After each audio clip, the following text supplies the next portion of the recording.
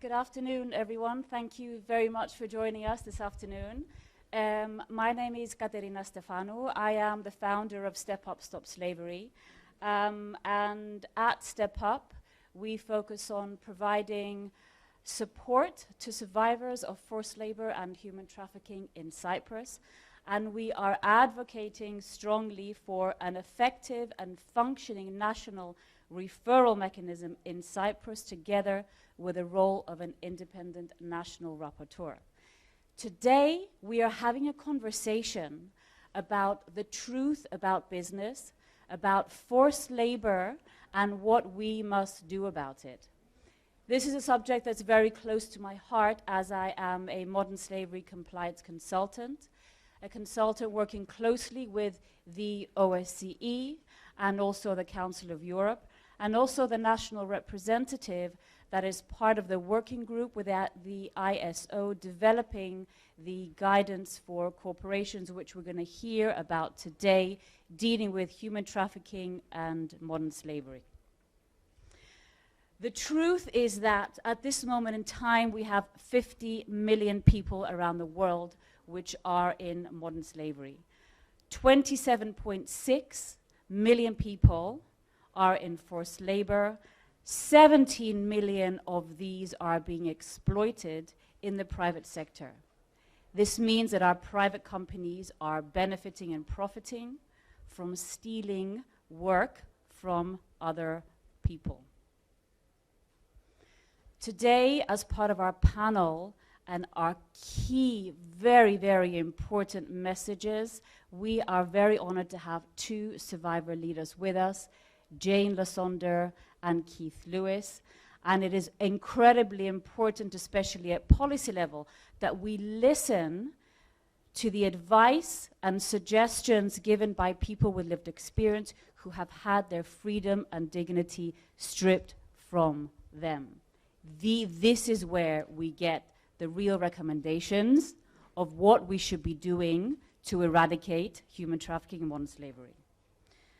So without further ado, I would like to introduce our first speaker, Mr. Alexandros Alexandrou, Director of the Department of Labor. Thank you very much for being with us today. Good afternoon. As Mrs. Stephanou said, human trafficking is a very serious crime and is a form of violation of fundamental human rights.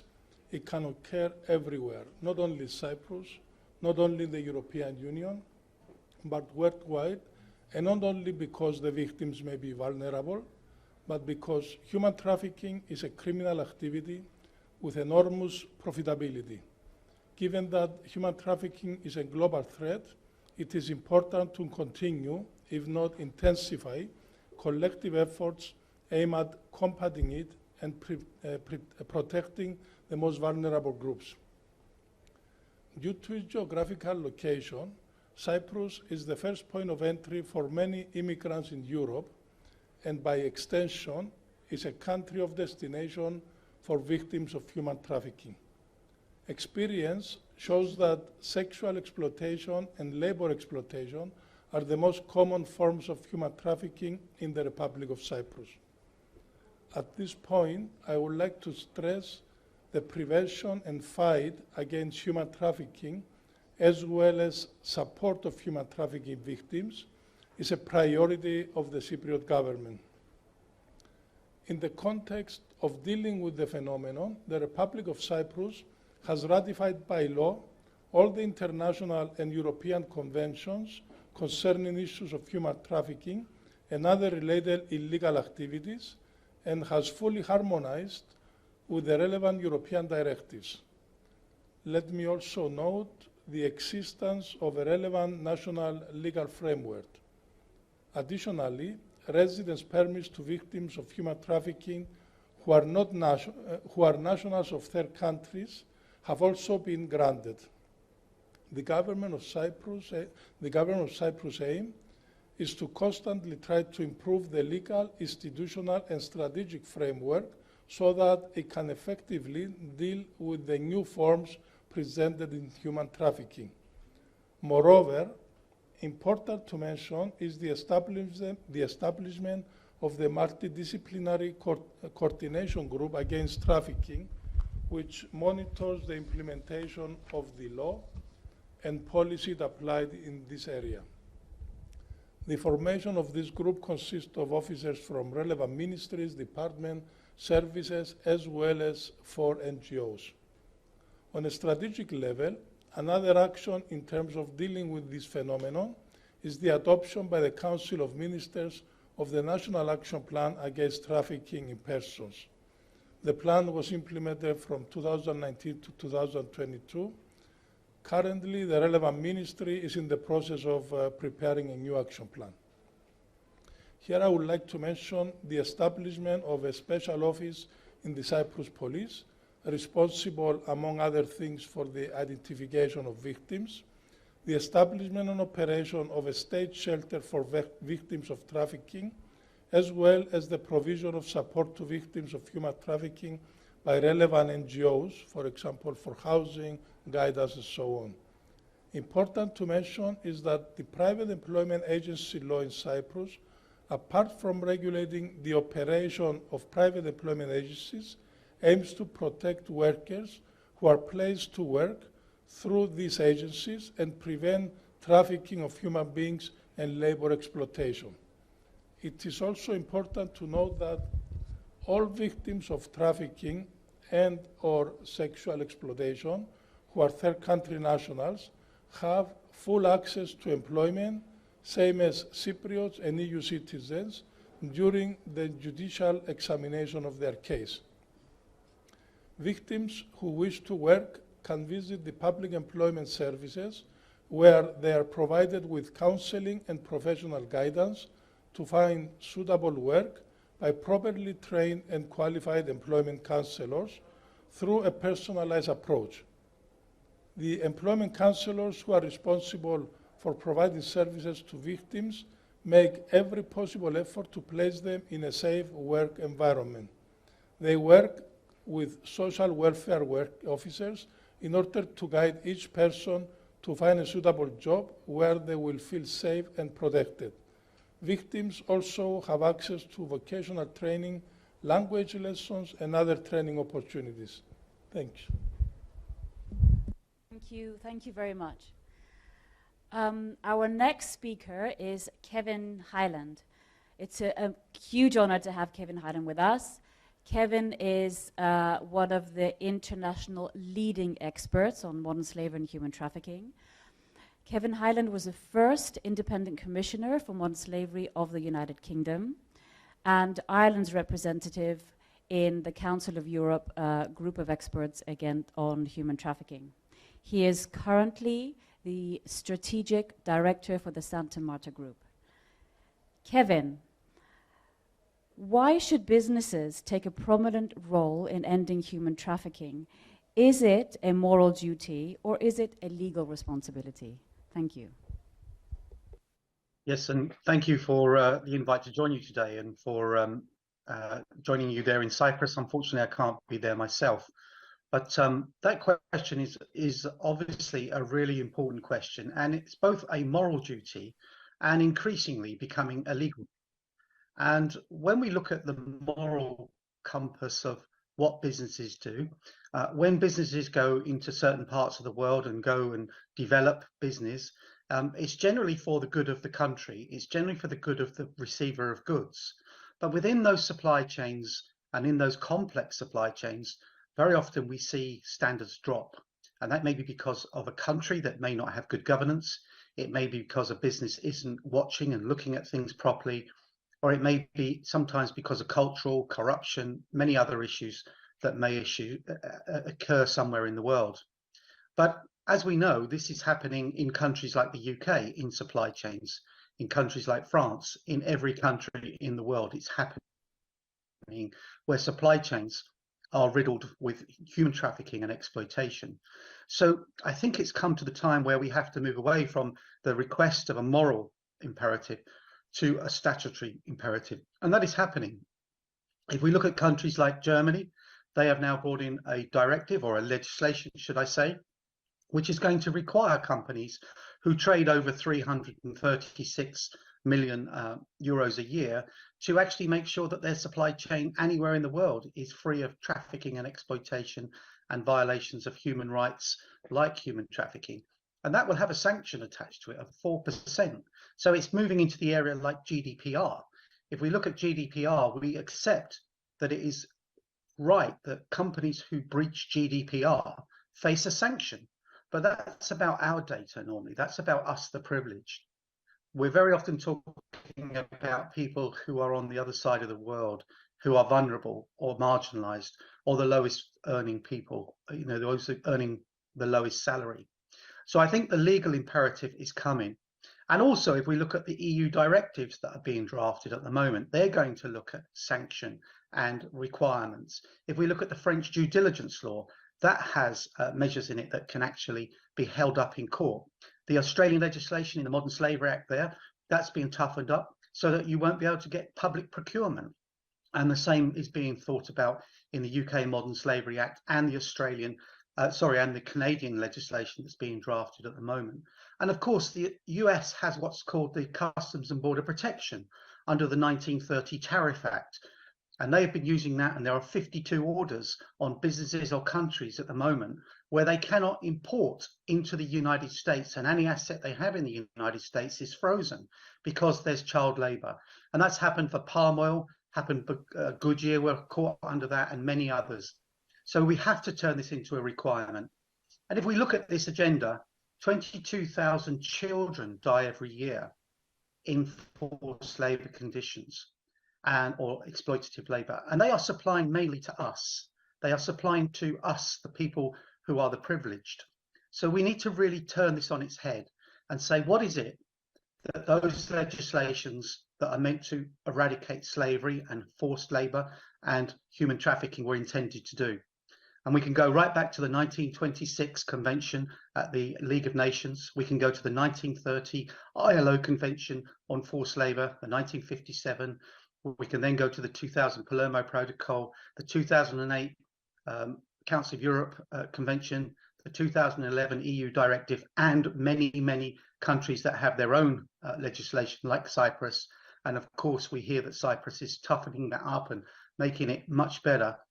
But as a world, and as Cyprus as part of the EU, I think it's important that we take another step forward and that we see this as a crime that it is, which is commensurate with crimes like terrorism, with crimes like money laundering, with crimes like corruption, and we treat it at that scale, not as we are at the moment, project-based.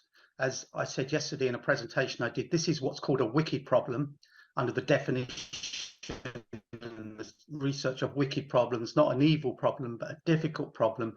And we need to start doing it in that way, dealing with it in the long-term way and putting policies in that will work in the long term, as opposed to project-based, which a lot of it is at the moment. So going back to your question, I think it is a moral duty on the world. It's a shame that the world has allowed this to happen. I think the moral compass needs to change. But I also think that may only happen if we actually have regulations and laws. So thank you. Thank you very much, Kevin. Thank you. I'm now going to turn to Rachel. Rachel Witkin is an anti-trafficking practice consultant and the lead consultant and author of the OSCE ODIHR's National Referral Mechanism Handbook. Rachel is also the director of the Modern Slavery Core Outcome Set Community of Practice and will be speaking today with survivor leader Keith Lewis and Dave Adamson of the British Standards Institute. Over to you, Rachel. Thank you very much. Okay, so I gave the introduction about yourself in terms of being trafficked for 8 years in forced labor, and that you've become a survivor leader working with the Survivor Alliance, the Modern Slavery Core Outcome Set Community of Practice, and the British Standards Institute, who are here today.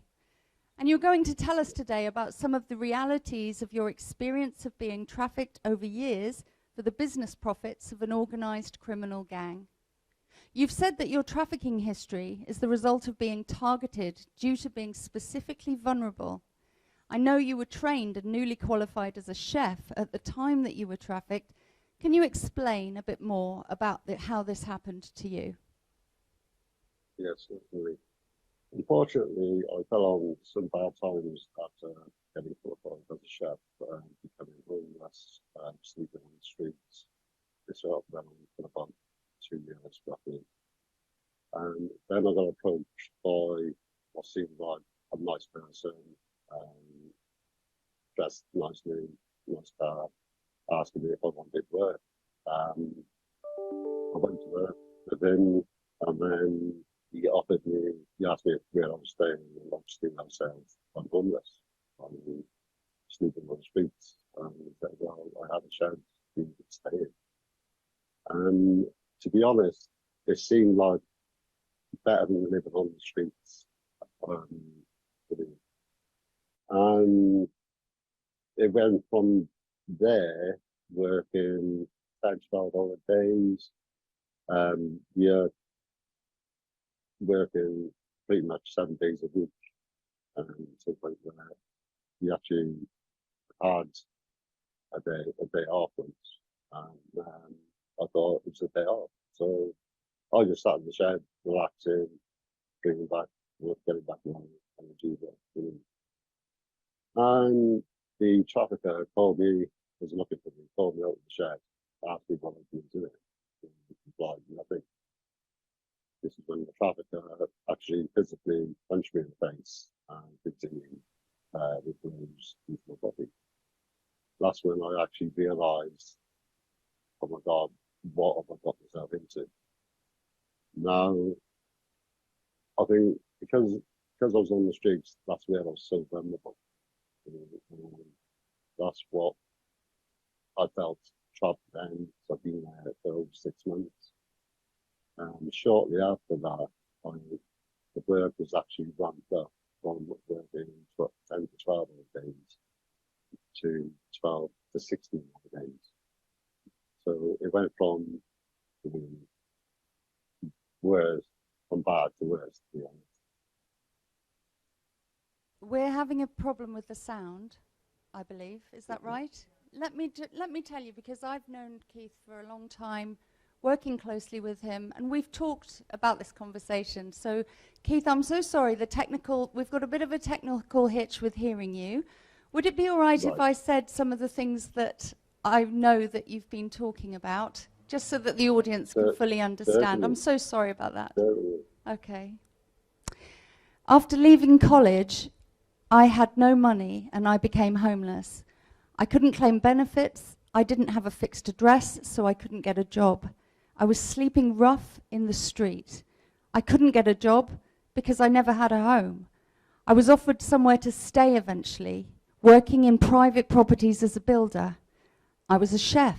I wanted to make food. I wanted to make dishes, but I had to get back on my feet, and sleeping even in a rough shed was better than sleeping rough on the streets. I started out grateful to have a roof over my head, working 10 to 12 hours, 7 days a week, and the control was gradual. After all of this time, I had my first day off after 6 months. I thought I could relax. I thought I could finally have a rest, but the trafficker called me out of the shed where I had to stay and asked me what I'd been doing. When I said it was my day off, he punched me in the face and landed other blows and beat me. That is when the violence and control became clear to me. I was very shocked. And after that, the violence and control stepped up. Every time that I tried to escape from this gang, I was kidnapped, thrown in a lorry, taken back to the site and beaten. After the event of my trafficker attacking me, the hours were stepped up. We were working even more hours, to a point where we were working between 12 to 16-hour days, just because the trafficker told us, do not come back without finishing the job. There was always fear in the back of the mind. What would happen when we went back and the job wasn't finished? It was dangerous work with dangerous tools. We were given dangerous tools with no training and no safety, and it caused us injuries. Day to day, I could not wash. There was no toilet where I was living. There was no running water. I had to use public restrooms or toilets. Washing was just boiling a kettle when I could. Sleeping arrangements were either in small caravans or sheds shared with strangers, sometimes sharing a bed top and tailed with a stranger as well.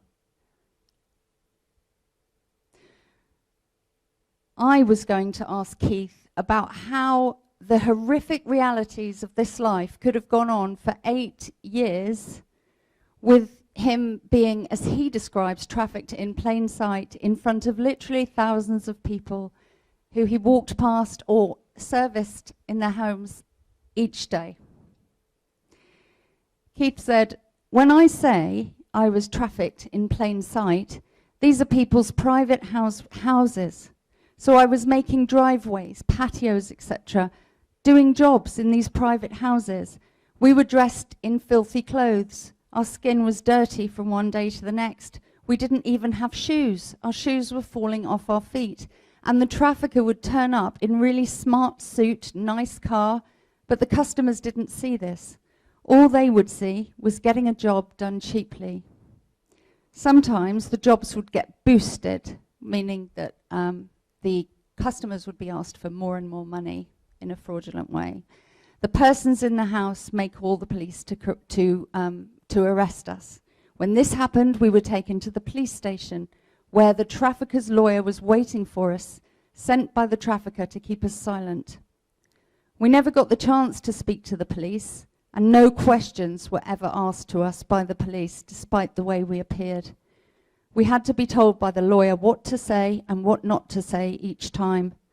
Thousands of people who saw us did nothing, and the lawyer and trafficker afterwards would always laugh about this. Keith has now overcome this background against incredible odds and become a survivor leader working with several organisations, including the British Standards Institute. And I wanted to ask him what inspired him after having this terrible experience to become a survivor leader. He says that due to having blindness, he was invited on a trip, on a boat trip for 5 days, offered by a charity for disabled people. And it gave him, for the first time, 5 days to reflect on what he wanted to do with his life. He says, I felt it was like a calling for me to stop human trafficking. I came off the boat trip and stopped others being trafficked. I don't want this to happen to anyone else. It is totally wrong, inhumane to be going through these conditions. Working with Survivor Alliance, I realized I'm not the only person going through something like this. I'm not the only person trying to stop this. And I had the opportunity to apply to the British Standards Institute. So I did. And Keith told me that he thinks of his own child and he thinks of all of our children when he's trying to prevent modern slavery, because in his view it can happen to anyone who becomes vulnerable for whatever reason, and we must consider it in the way that we would consider it for our own families. We were then moving on to talk about an important concept that Keith has been promoting and really believes in. He's proposing that health and safety licensing of all kinds, which is available across the world, across all countries, and he's saying that it should be directly attached in all cases to anti-human trafficking and modern slavery licensing and inspectorates. And I was going to ask him to tell us more about that. And these are his words, as everything that I've said are his words today. Health and safety, to me, says it all. If you are not healthy and you are not safe, there is something wrong. A lot of countries have a nervous approach to anti-trafficking, where I feel that if this is brought in directly with health and safety, which is already existing, it will be a lot easier to move forward and get a greater understanding of what health and safety means in the workplace. When I was trafficked, I used to use a lot of restrooms and toilets, takeaways, restaurants. You would walk past these in the course of trafficking, and you'd see lots of signs saying health and safety. If you're being held against your will or working long hours for little pay, it is a health and safety risk.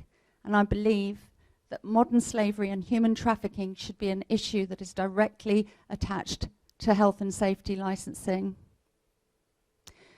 Keith, I'm very sorry that I read your words, but I'm so glad that I took them down, because they are verbatim and they are everything that you said, and I know that you would have said today if you had the technology. As I said earlier, we will be developing this work, and hopefully next time you'll be in person with us in Cyprus. I'd just like us to say a huge thanks to you for sharing this important story and the information about your work today. Thank you very much.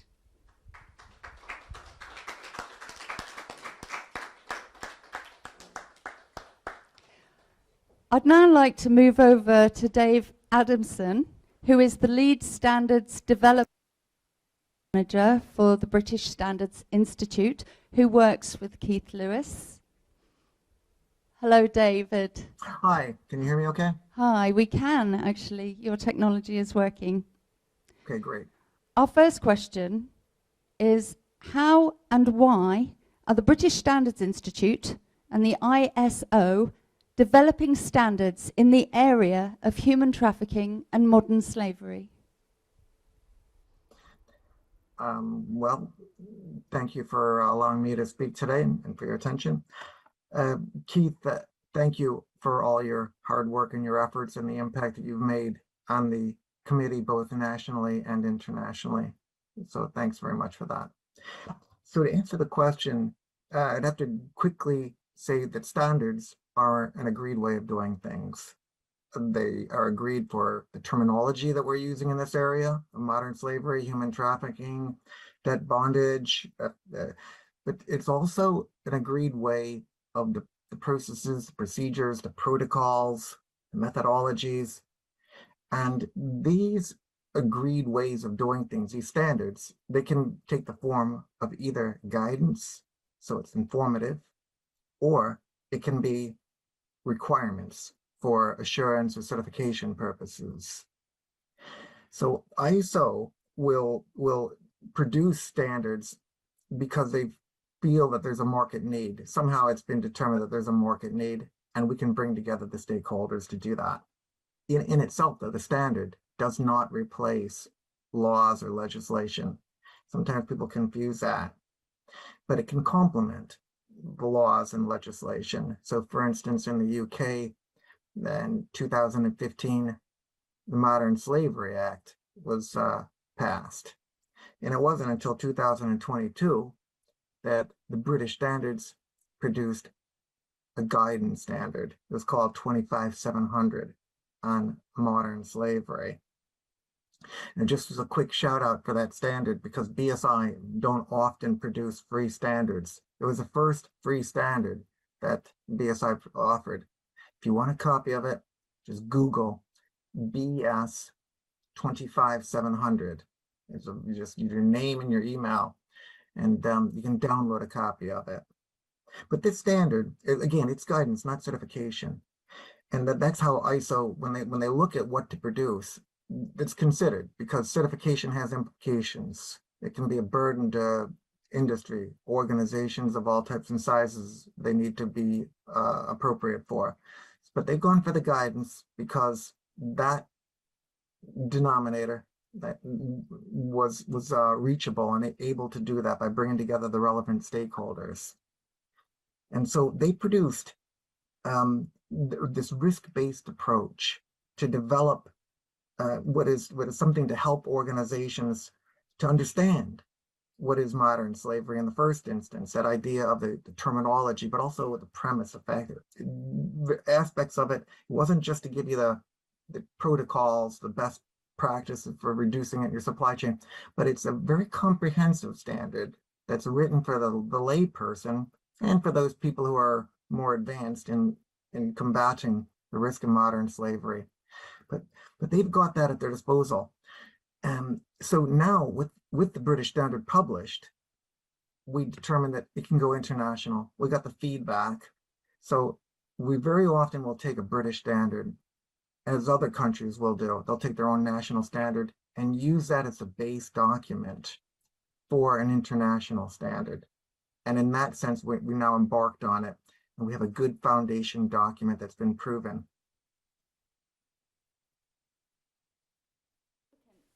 New ISO standard. Forgive me, Rachel. Did you ask that question? Why is the ISO standard significant? What did you say? Sorry, I was just going to ask you about the international standard and its significance to Cyprus and the wider countries it covers. Thank you. Sure. So when we produce a national standard, that has some bearing. The British standard is important, but ISO has 169 countries, and it offers the members an opportunity to work together to identify, to develop and promote the standards that they're creating. So BSI obviously couldn't do that. No country can do that. So, but what they'll do is they'll bring together this wide group of stakeholders and agree this best practice. And as with any kind of consensus building activity, it can take years. So in this instance, we anticipate the ISO to take 2 to 4 years to develop it. But it'll be well worth it. I mean, currently we're off to a very good start. We've got Cyprus has joined. BSI, of course, is leading it, as well as got to give a shout out to the Caribbean countries, the Latin American countries, because they really helped recognizing the need for this, and they wanted to get behind it. They helped to get that ballot approved. So we're starting to see how it's going to be significant. It's going to have some importance for all countries, but some maybe more than others in some ways. And for me, when we look at the scope of the work that needs to be done over this 2 to 4 years, we'll look at people like Keith and we'll say, okay, great. You're going to sit there next to somebody from government, an NGO, some third sector, if you will, professional associations, trade associations, people from Survivor Alliance, but also from Walk Free, from Step Out, Stop Slavery. We'll all come together. But Keith will be a really important part of that because he's a survivor, and his aspect, his perspective, and his comments keep it very real. So I'll just conclude by answering that question by saying the importance of that standard is the reach that it's going to have. It should complement legislation, laws, organization protocols. That's what the standards do. They don't try to replace them, but by bringing together, giving people the opportunity from all countries to come together to develop a consensus-based document, that it really will enable all types and sizes of organizations to be able to recognize what modern slavery is and putting together risk management, good risk management to help combat it. So again, thanks, Keith. And Rachel and Katerina also for your organization for helping us to bring this about today to mention it. Thank you for being here. Thank you. Thank you very much.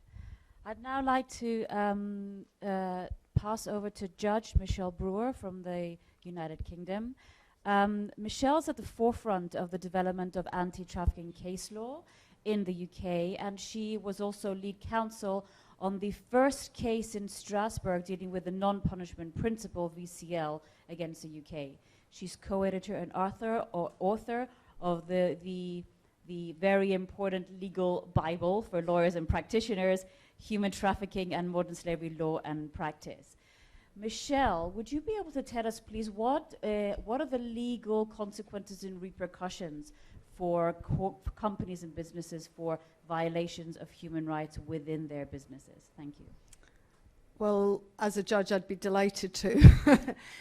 I wanted to share some of my own observations about the changing legal landscape that is now facing businesses. It'll not surprise you to hear from me as a judge, but no one is above the law as far as I'm concerned, and that includes businesses. In 2021, NGOs in France, Germany, and the Netherlands made complaints to the International Criminal Court about business practices or essentially infringing crimes against humanity, forced labor, child labor, enslavement. And those are now being investigated domestically against those businesses in those countries. And we'll have to see what the International Criminal Court is going to say about their own jurisdiction. But this, I think, is a real indicator of the movement that is happening now to call to account businesses that engage in human rights violations.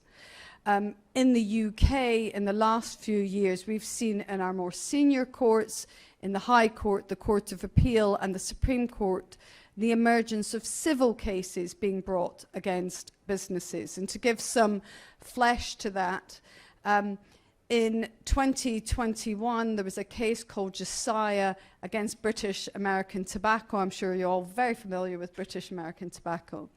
7,000 Malawian farmers who'd been trafficked to tobacco farms in Malawi have brought a claim against British American Tobacco. They're a civil claim, and essentially it's the civil term is unjust enrichment, but it is profits that have been made, they say, through their own exploitation, their own trafficking. What is incredibly interesting about that case is that jurisdiction is not being heard in Malawi, it's being heard in the UK High Court. An open court will hear a trial now because the High Court has accepted jurisdiction to hear this claim against British American Tobacco. That trial has not yet been heard, but the ramifications for businesses that engage overseas and benefit from enslavement, forced labor, trafficking, exploitative work practices, I would say is coming home to roost. And the reality is, even for those cases, if they do not succeed in the courts, and there are implications there because of private international law, but the reputational damage that happens or is experienced by those firms facing that litigation is grave. And we saw that particularly in the horrific case of the Kik garment factory in Pakistan. It was a garment factory that sold 70% of its produce to a producer and a wholesaler in Germany. And what happened there, it was similar to what happened at the Rana Plaza. There was a fire. The garment workers were trapped in that factory. Their exits had been blocked. We realized there were children in there, there were women in there, there were allegations of forced labor, and they burnt to death. So a case was brought against the German who were buying, the German company who were buying that produce, and it didn't succeed. And it didn't succeed because of private international law principles, statute of limitation.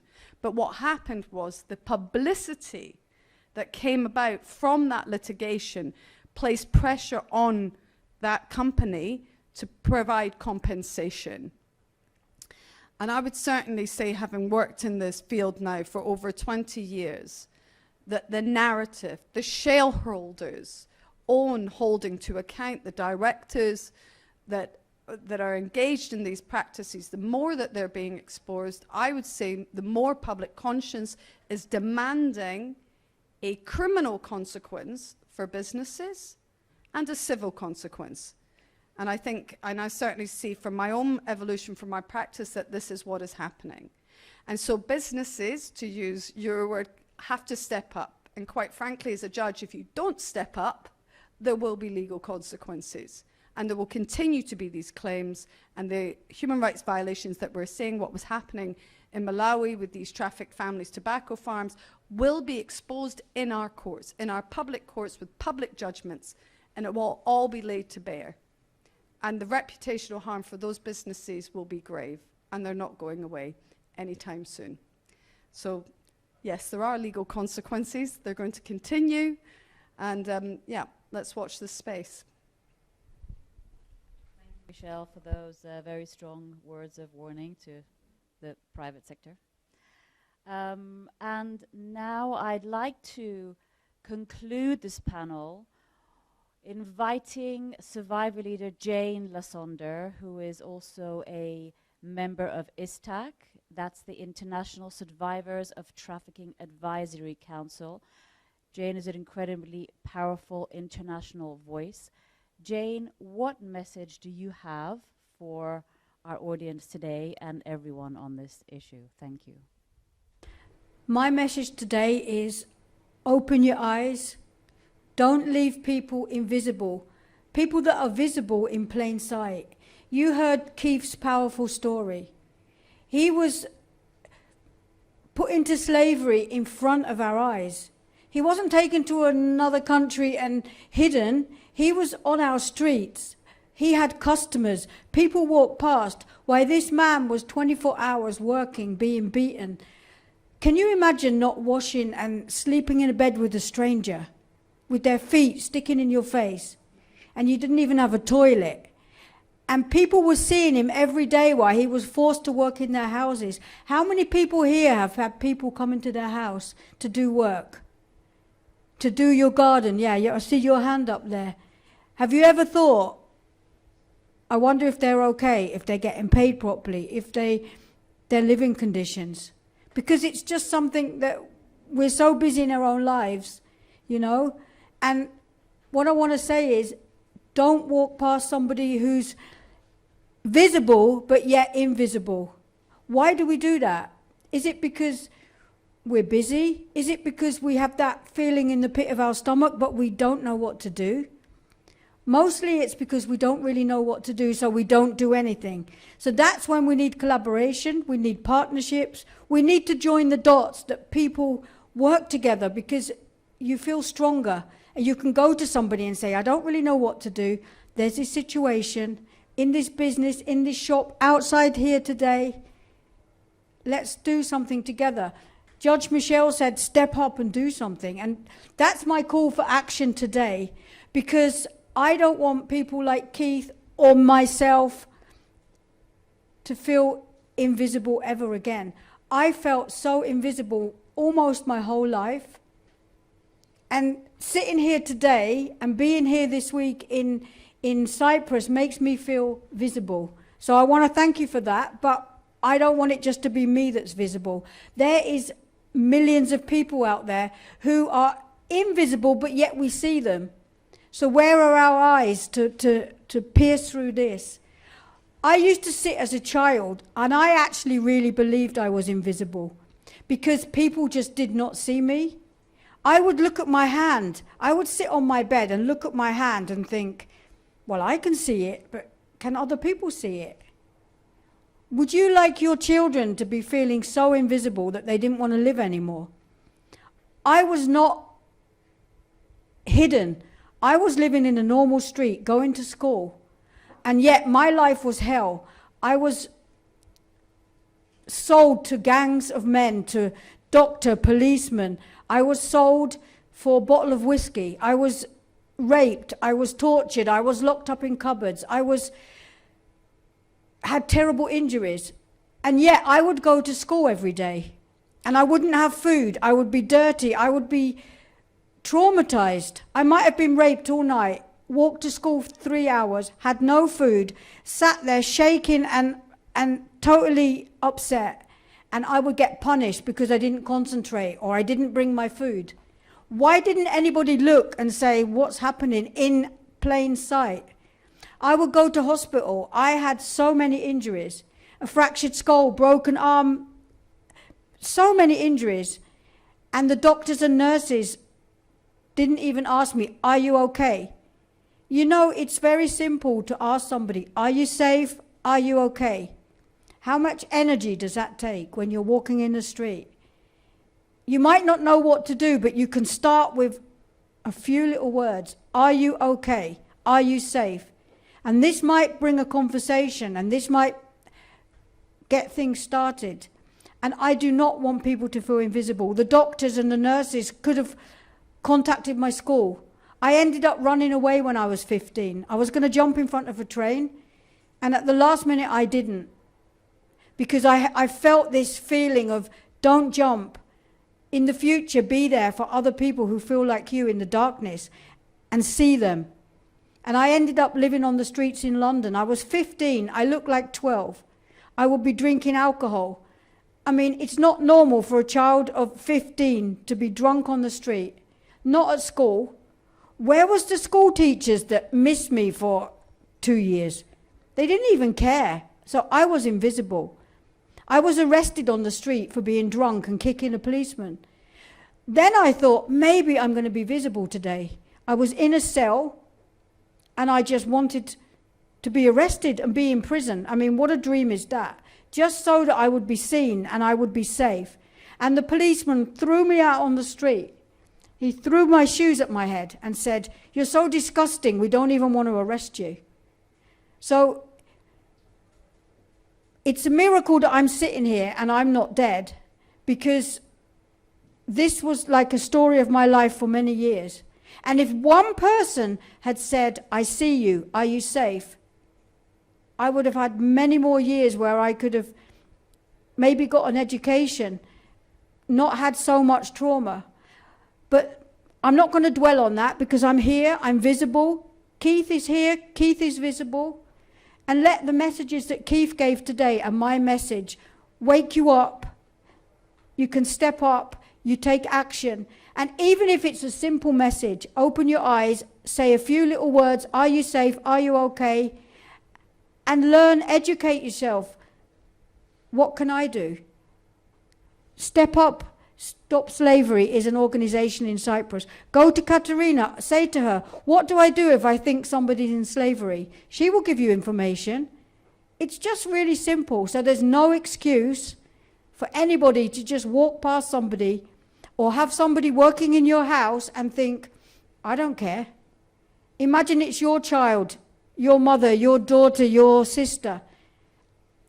Would you want somebody to see them and take them to safety? So then you have the responsibility today to look at somebody else and make them visible. And I know you can, because everybody's here because you have a heart for this. So I want to encourage you. I don't want to tell you off. I'm encouraging you. Thank you for being here. And go out of this door, put your different eyes on, make action, and make sure that Cyprus is a safer and better place. Thank you.